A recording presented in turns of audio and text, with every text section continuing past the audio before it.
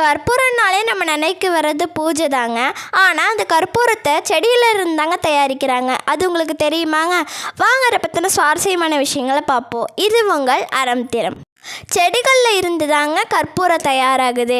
பார்மாசா காடுகளில் தான் இது அதிகமாக இருக்குது.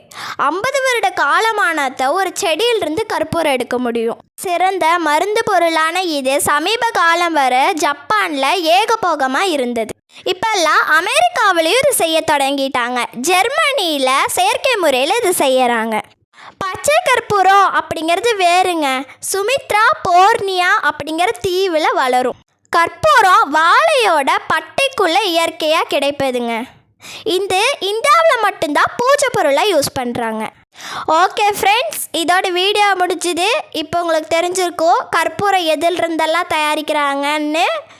இந்த வீடியோ பிடிச்சிருந்துச்சுன்னா லைக் பண்ணுங்கள், ஷேர் பண்ணுங்கள், கமெண்ட் பண்ணுங்கள். மறக்காமல் எங்கள் சேனலை சப்ஸ்கிரைப் பண்ணிடுங்க. பாய்.